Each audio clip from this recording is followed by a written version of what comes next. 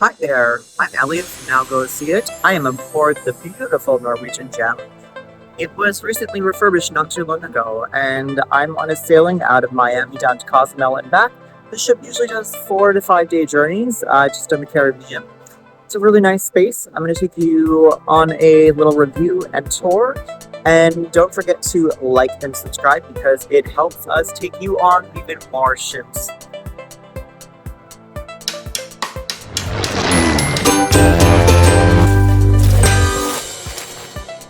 My plan was to stay overnight in Miami and then embark on a 4-night sailing down to Cozumel and back.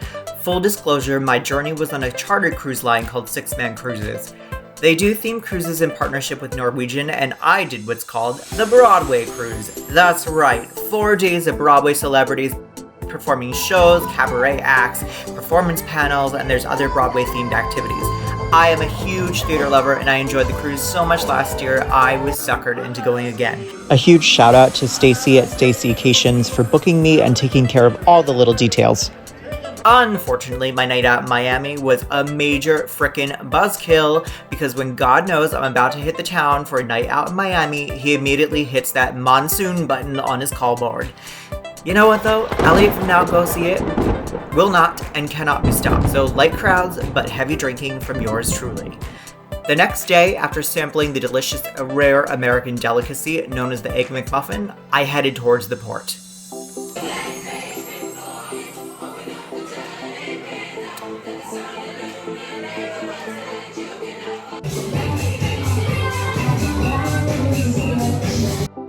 I've never sailed on the Gem before, but I have sailed on one of her sister ships, the Norwegian Pearl. My initial impression was that aesthetically, the ship is actually really quite lovely. I went on the Pearl in 2024, and I have to say, this ship cosmetically is a big upgrade. The common spaces are nicely appointed, comparatively speaking, and I was impressed by the sleek stylings in some of the bar and dining venues. The ship is medium-sized, and I would say that it's pretty easy to navigate once you get a hang of the layout. It's typically a short walk from bow to stern. One thing that I would note overall is the lack of quiet nook spaces, so no matter where you are on board, you're going to be surrounded by people. If you're an extrovert like me, that's not a big deal, but know that if you need a lot of alone time, well, pretty much the only place to get that is going to be your cabin. I'm going to take you through some of the highlights of the ship, and I'll do a little sum up of what I experienced. I'm going to talk about the pool deck. So the pool deck on the Norwegian Gem is on the smaller side. It consists of 2 pools and several hot tubs.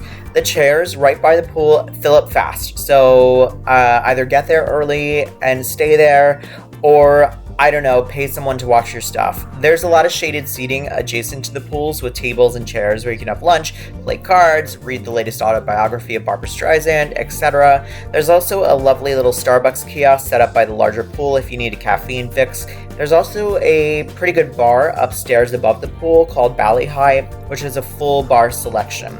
It's nice, there's some comfortable recliners and little spots to just veg out, people watch, and get all the hot goss. Also on the pool deck level are a nice sized gym as well as a spa. As I mentioned in my last review, the treatment on board Norwegian rival even the most expensive spas on land. So if you're going to get a treatment done, by all means have at it, but know that you're probably paying double if not triple to what it will cost at a high-end land spa near your house. One thing I do like is if you don't want to pay for a treatment, you can get a day pass to the spa, and this allows you to use all the spa amenities without paying the extremely high price for some of the treatments. There was also a stage set up around the pool for live musicians to play, and sometimes there was just someone crooning on and on about wasting away in Margaritaville, to which I say, get a job. I'm going to give the pool area on the ship a 2 out of 5. It's pretty basic. A deck up from the pool is a small jogging track, a basketball court, and what seemed like a full-size regulation tennis court. I know nothing about tennis, other than it seems like a game for slightly athletic people who are rich and have good aim. I don't have any of those things. In the back of the track, there's also a climbing wall. I didn't try it because, again, I'm not athletic. On the lower decks of the ship, there's really no outdoor space. There's no outdoor bars. There's a couple of benches set up on one of the decks, but nothing really super loungy. There's a couple of ping pong tables on the pool level, as well as a shuffleboard game and a giant chess set, but this ship in particular really suffers from a lack of outdoor lounging spaces.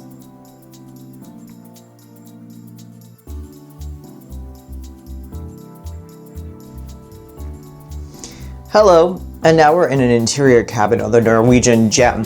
I'm gonna show you around. What a life. This bed is actually really comfy. Usually on cruise ships, if you have a king-size bed, it's actually two twins pushed together.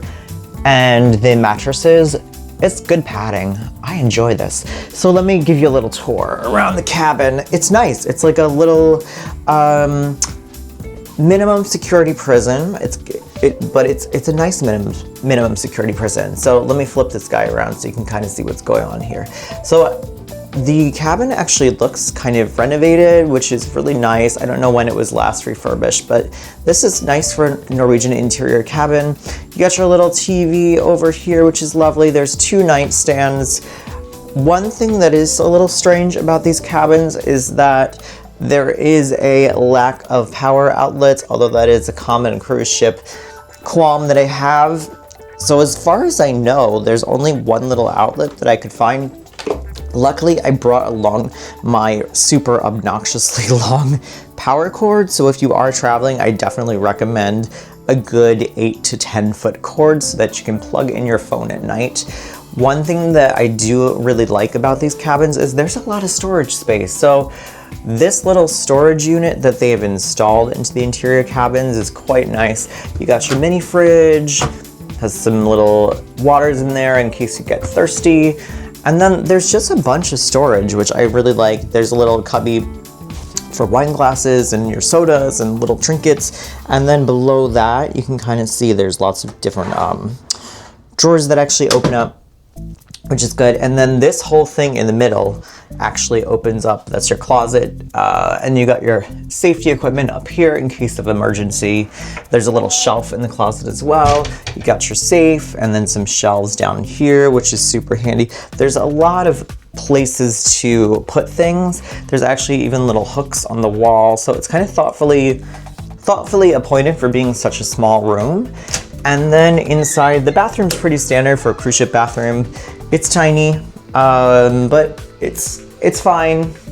And the shower is actually okay. It seems to be a little bit larger than most cruise ship cabin showers. The one thing about this is you can kind of see, which is strange and seems to be a design flaw, is that the toilet is actually angled. So if you are sitting down, you're gonna hit your knees on the wall, and that's a little awkward, but you know, we're rolling with it. So overall, I really actually like this interior cabin, and I'm always running around, so there's not a lot of time spent in the cabin. So for me, one person is totally fine. I think even two people, if you're okay with not having a window, Norwegian Gem cruise ship cabins, interior, they're decent. It's a nice room.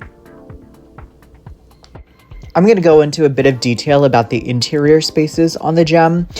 The main hub of the ship is the atrium. So as you can see, there's two large stairways that kind of lead down from deck 7, I believe, onto deck 6. There's a Starbucks on this level, and there's also the cruise next guest services as well as regular guest services. I was just on the Norwegian Escape, and I like this atrium a bit better. It seems a little more intimate, but doesn't give off that kind of trapped 1990s mall feel. It's really colorful inside. There's actually a really great, super fun chandelier that hangs above the stage that's in the atrium. And from time to time, there's musicians on the main stage. They were usually playing some sort of rock and or jazz music, or in my case, musical theater.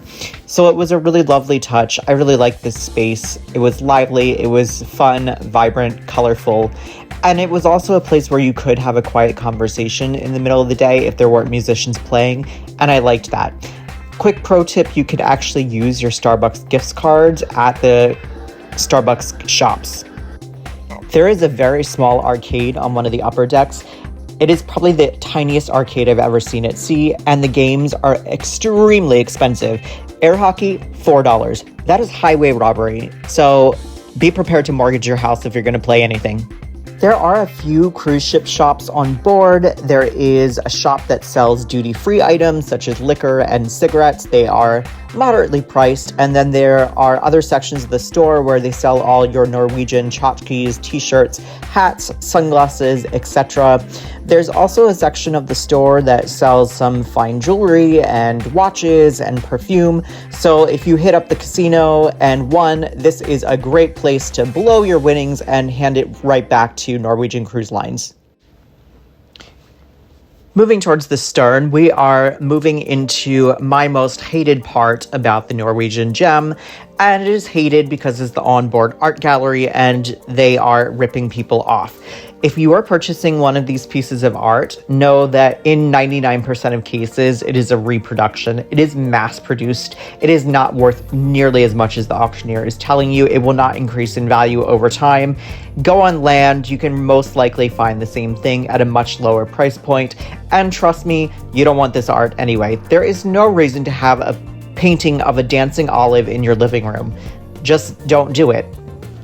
Let's talk about one of my hobbies, drinking. I sampled every single bar on the ship. I do it for you, the viewers, because I do the Lord's work. So right in the atrium is one of the biggest bars. It's also a restaurant. It's called Oceans. At least I think it's called Oceans. That's their little play on words there. It is an Irish pub.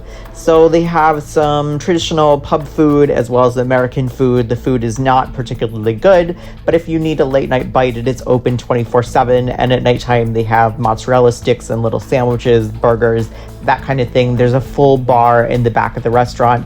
This restaurant is actually included in your cruise ship fare, and they have a different menu for lunch than the other dining rooms. So if you want something a little bit different, you can come up here and get a quick bite.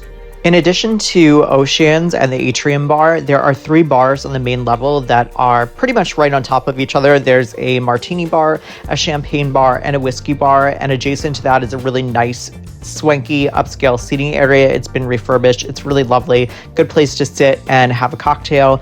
And then also by the champagne bar, there was a jazz piano set up, and they had a nightly musician. Also upstairs, above the main pool deck, there is the main pool bar, Bally High, and it has your usual pool classics. So you get your daiquiris, your Bahama Mamas, your pina coladas, your mojitos, rum runners, your Long Island iced teas, all the things you need to accompany a swim. Lastly, kind of hidden by the Brazilian steakhouse, the Churrascaria, is a mojito bar, and they feature 7 or 8 different kinds of mojitos, ranging from the classics all the way up to a very spicy mojito. The bars on board, 3.5 out of 5. They're fine. The Gem has a fairly large casino. It spans probably about 1/3 of a full deck, and it has all your modern games. It has a bunch of electronic games as well as a lot of table games.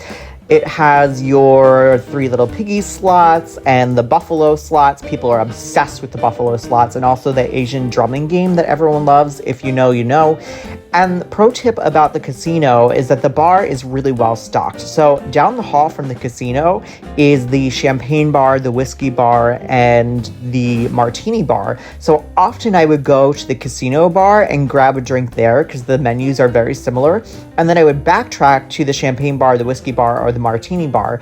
And then I would laugh at my friends because they'd all still be standing in line at the other bars while I would be sipping my delicious dirty vodka martini. One thing I have noticed on Norwegian, and I noted this in my last review, is that the quality of service and the quality of food have severely declined since the pandemic, in my opinion. I will say my perception is that there are less workers on board, and the workers who are there cannot handle the amount of people on board. They seem very stressed out. They, for the most part, do not greet you, and I wouldn't say they're impolite, but they are more apathetic. And surely, there are some diamonds in the rough, and that is a huge generalization, but I would say overall the staff is less friendly. On the buffet itself, The quality of the food items is fine. There are some good things, there are some bad things. You can assemble a decent meal. Actually, I would say overall I enjoyed the buffet more than the main dining rooms because you could really get a collection of food that suits to your liking. But the food in the dining room, it's just, the meat cuts are cheap. You can just tell the sauces and the way that things are prepared are not as mindful as they used to be, and they're really cheaping out on the quality of ingredients. And then the service overall in the main dining rooms just takes so long. And I would sometimes sit down for a meal and it would take an hour and a half to 2 hours just for a basic dining room experience. I went to 2 specialty dining restaurants when I was on board, and both of them were great. I almost wonder if Norwegian does this on purpose, like the quality of the main dining rooms and the buffet is so bad and the food is so gross that you essentially need to pay to eat good food. That is exactly what happened. So I started off the first or second night, I went to the Italian joint, La Cucina. It was lovely. It was fresh pasta. I had minestrone soup. Everything was great. It was fresh, delicious, well seasoned. The last night of the cruise, we went to Cagney's Steakhouse, and this in the past for me has been hit or miss, but this time the food was excellent. I had a New York strip. I ordered it medium rare, and it came out medium rare. I cut into it. It was like butter. Delish.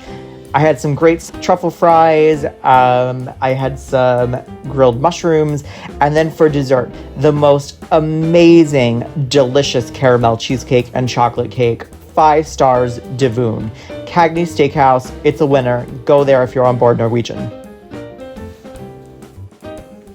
So I'm back on land. I've been on land for a few days now, and I've had a chance to reflect and sit with my thoughts, deep thoughts on the Norwegian Gem. The ship overall, it's okay. Is it the best ship for families and kids? No, it's not. It's good for couples, it's good for solo travelers. I would say the demographic would probably skew a bit older on the Gem, but it's fine for a short voyage. There's not much to it, to be honest. My main qualm with Norwegian at this point is the service and the food quality. It is just not there. I wouldn't even say it's mid. It's below mid. It's bottom of the barrel. The ship itself is clean. The crew work hard, but there is just something about them that this is my second time experiencing this level of interaction that it's just they don't seem to want to be on board. They don't seem to like the passengers. That was just my own experience. So your experience may vary. Mileage may vary, you know? But the food situation, it's just awful. It is so bad, except for the specialty dining. Almost every person I talked to on board had the same sentiments. A lot of it, to be frank, was like inedible, where I would take a bite and have to put it down. And I'm not that picky of an eater, but you could easily go to your pantry and get a box of pasta, put it in some water, and put a jar of ragu, not even prego, ragu on top, and it would be better than the spaghetti they're serving on the buffet. It's a real sad time. Other than that, overall I had a nice time. I thought the entertainment on board, I did go on a chartered cruise, but the Norwegian entertainment was fine. How do I say this? You're paying for a Bath & Body Works body lotion, but you're getting a lotion from the 99-cent store. Everything on board is extra. So by the time you add in all the little extras, all the internet fees, the service charges, the taxes, the specialty fees for dining, the drink fees, you're gonna wind up paying the same amount as if you went on a luxury cruise line, and it's not a luxury product. So overall, I'm gonna give the Norwegian Gem, my experience on board, a 3 out of 5. I hate to be Debbie Downer, but that's where I'm standing. That's my final rating. 3 out of 5.